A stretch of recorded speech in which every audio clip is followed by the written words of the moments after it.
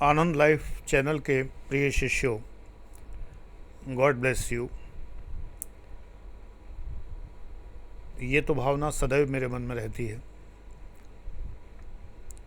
और जब तुम्हें उत्तर देता हूँ तो प्रायः कहता भी हूँ। कमेंट्स ओपन हैं, आप सार्थक प्रश्न पूछ सकते हैं। जिन्हें गाली देने की तमन्ना हो वो भी दे सकते हैं, जिससे मैं उनके मानसिक स्वास्थ्य के लिए प्रार्थना कर सकूं। मुझे सबसे परेशानी क्यों है? एक्चुअली सिर्फ इसलिए कि मेरे बच्चे यानी आप लोग मार्ग भटकने की ओर जल्दी अग्रसर होते हैं और भटकाने वाले लोग आपको भटका रहे हैं। अपने बच्चों को ठगों से बचाने के लिए माता पिता गुरुजन सदैव प्रयास करते रहे हैं, वही प्रयास मैं कर रहा हूँ। वरना मुझे किसी से क्या परेशानी। आजकल का कल्चर है जजमेंटल मत होइए। भाई क्यों ना हो। देखिए, संसार में जो लोग कार्य करते हैं, जो भी कार्य करते हैं, वो दो प्रकार के हैं और अगर सोशलॉजी के टर्म्स में बात करें तो तीन प्रकार के हैं।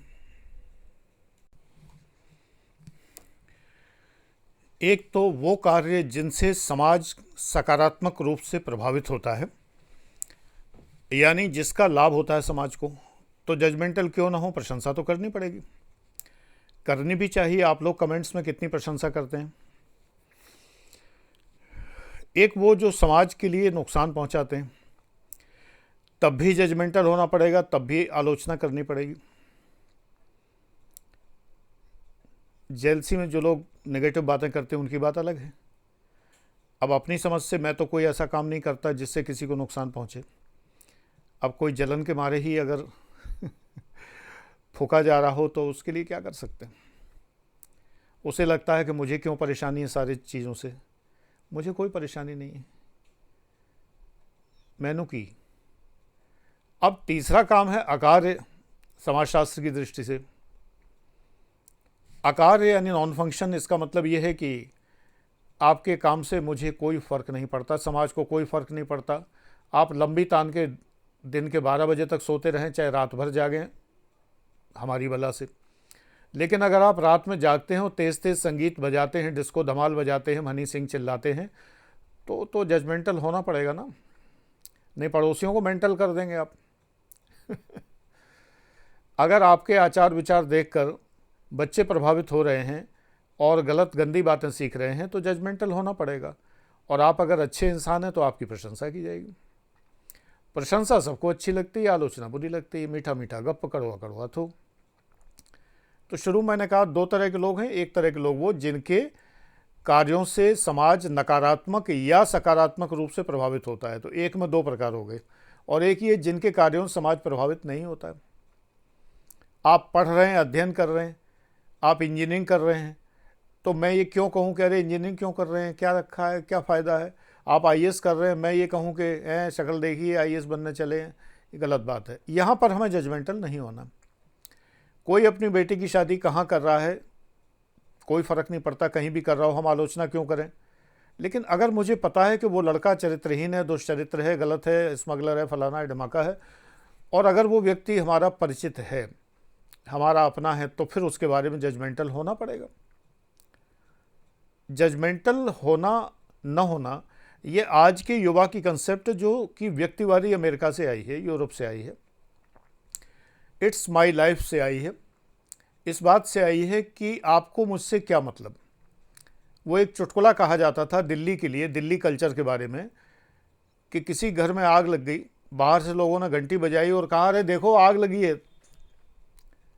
तो ऊपर से जो आदमी झांका उसने कहा तैनू की, उसने कहा मैनू की।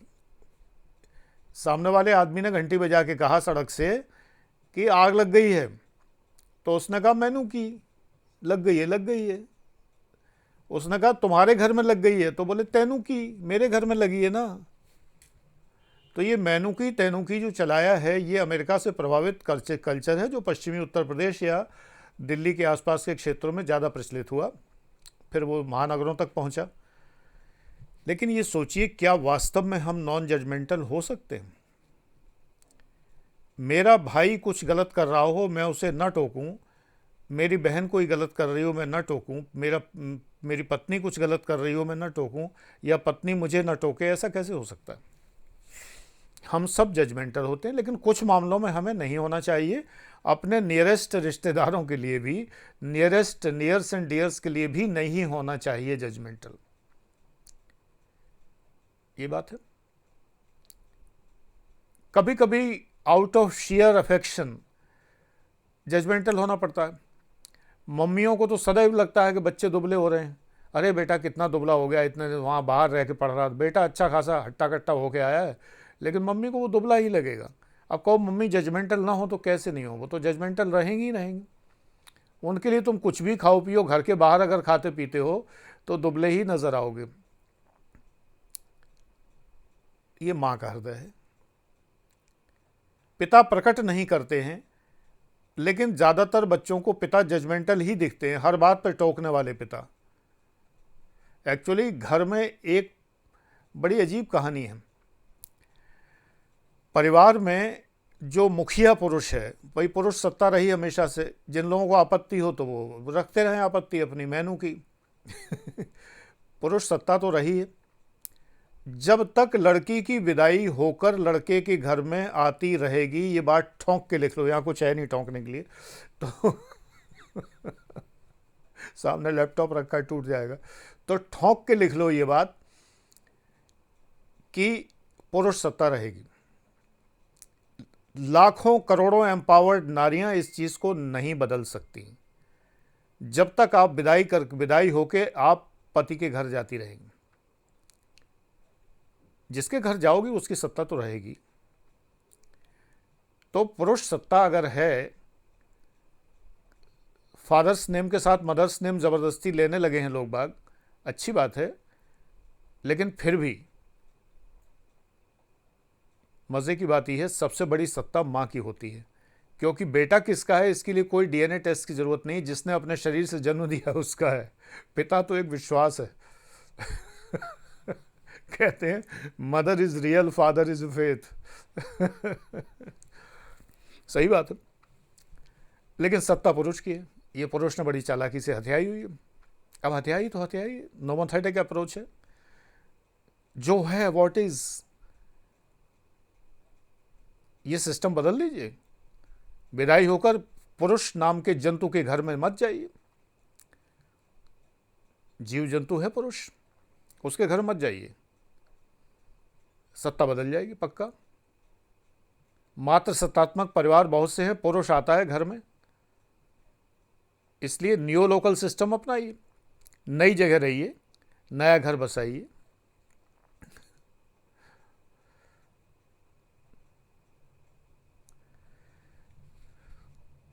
तो जजमेंटल क्यों नहीं होंगे? अगर कोई हमारा अपना गलती करेगा तो हमें जजमेंटल होना पड़ेगा। ये स्वच्छंदतावाद है कि किसी को जज मत करिए। हाँ, अननोन पर्सन को हम क्यों जज करें? भाई कोई रंग से काला हो, गोरा हो, कद से नाटा हो, लंबा हो, अंग भंग हो, कोई कुछ भी हो, हम उसको जजमेंटल होकर उपहास ना करें, उस पर कहावतें ना बनाएं, जाति की कहावतें पढ़कर जातियों को अपमानित ना करें। ये जजमेंटल होना है, ये गलत है। लेकिन अपनों के लिए टोकना जजमेंटल होना नहीं है। परिवार इसी का नाम है।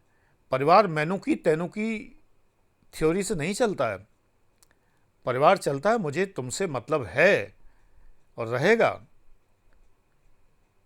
मुझे किसी से कोई प्रॉब्लम नहीं है। व्यक्तिगत तौर पर आनंद प्रदीक्षित को मेरी वजह से दुनिया जाए जहाँ जाना हो, लेकिन चिंता लगती है, बच्चे हैं, मुझे इतना प्यार करते हैं, तो इनके भले के लिए जब मैं बताता हूँ कि वो ठीक नहीं है, वो ब्रांडेड बाबा गड़बड़ कर रहा है, वो फलाना कर रहा है, 1 नंबर से फेल लोग पढ़ा रहे हैं, कभी तुमने 10th में 10th फेल टीचर्स ट्यूशन की, कभी तुमने 12वीं में 12वीं फेल ट्यूशन की, कभी बीए में तुम्हें बीए फेल ने पढ़ाया नहीं, तो आईएएस को मजाक समझ रखा है, हलवा समझ रखा है कि जो आईएएस में कभी पास नहीं हुआ उसके पढ़ाने से तुम आईएएस हो जाओगे। ये सत्य हैं, अखंड सत्य हैं। ये बताना पड़ता है। ये कोई तर्क नहीं है कि एक फेल ही जानता है फेल होने के कारणों को। अरे जानता है तो कारण जब जान लिए तो भैया अगली बार पास हो गए होते, तो अगली से अगली बार हो गए होते, उसके अगली बार हो गए होते, उसके अगली बार हो गए होते। कारण ही जानते रहोगे। कारण बताने के लिए कोचिंग खोल लिए कि लोग फेल क्यों होते हैं, तो परिणाम क्या होगा? आप क्या होंगे? फेल ही तो होंगे। अब ये बताना गुनाह क्यों है? मिर्चें तो उन्हीं को लगती हैं। एनीवे, मैनू की आप पढ़ने वाले में मुझसे तो आप पढ़ते नहीं हैं, ये तो तय है।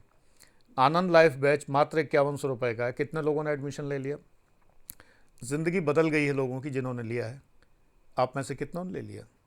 नहीं लिया ना, ज़रूरत नहीं समझते हैं, लेकिन 5100 की घड़ी खरीद लेंगे। ये प्रायोरिटीज़ हैं बेटे आपकी। तो आपकी प्रायोरिटीज़, आपको मुबारक हो। आपको स्पष्टीकरण नहीं देना है कि मैंने क्यों नहीं बैच लिया। मेरा कोई कर्ज नहीं है कि आप ये बताएं बार बार। एक बच्चा है वो हर बार बताने लगता है मैं ले रहा था एडमिशन, फिर मेरी कंडीशन। अरे भैया कौन कह रहा है आपको लेना हो? ये तो मुझे कहना पड़ता है इसलिए कि आपकी प्रायोरिटीज़ गलत हैं। अगर वाकई आपको जीवन सुधारना होता, या वाकई आपको, कई लोग कहते हैं मेरे जीवन में कोई प्रॉब्लम नहीं है। अब बहुत अच्छी बात है, थैंक यू। ईश्वर करे आपके जीवन में कोई प्रॉब्लम ना हो, आपको कोई बैच लेने की ज़रूरत ना पड़े। मेरा तो काम चल ही रहा है, उसकी कृपा है।